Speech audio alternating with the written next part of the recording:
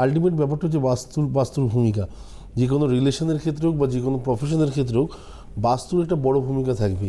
আপনার বাড়িতে কোনো কারণে বাড়ির কী বলবো, পূর্ব দিকটা জঞ্জাল করে রেখেছেন বা ঈশান কোণটা একদম জঞ্জাল করে রেখেছেন, ডাস্টবিন করে রেখেছেন বা নোংরা অগোছালো জঙ্গল একদম, আপনি যদি ভাবেন সেই বাড়ির স্টুডেন্ট খুব মেরিটিয়াস হবে, কখনোই হতে পারে না। সেই বাড়ির স্টুডেন্ট যদি সবসময় ভাবেন স্টার পাবে, মাধ্যমিকে স্টার পাবে, উচ্চ মাধ্যমিকে স্টার পাবে, বা সেই বাড়ির লোকজন খুব এনার্জেটিক হবে, কখনো হতে পারে না। দেখবেন কিছু না কিছু গণ্ডগোল সেই বাড়িতে একটার পর একটা আসতেই আরম্ভ করেছে। কারণ মেন ব্যাপার হচ্ছে যার যেখানে থাকার জায়গা আপনি যদি তাকে থাকতে না দেন, তাহলে আপনি সেখানে থাকবেন কী করে? ভগবানের জায়গায় থাকার কথা হচ্ছে ঈশান কোণে। তো ঈশান কোণটাকে আপনি একদম অগোছালো করে রেখেছেন। বাড়ির টোটাল যে চৌহদ্দি আছে আপনার ঘরের মধ্যে, আপনি হয়তো ভগবানকে ঠিক জায়গায় রেখেছেন, তার জন্য হয়তো আছেন ওই বাড়িটাতে। আপনি ভাববেন যে আমি তো আমার ঠাকুরঘরটাকে ঠিক রেখেছি, সেখানে তো কোনো অগোছালো কোনো ব্যাপার নেই।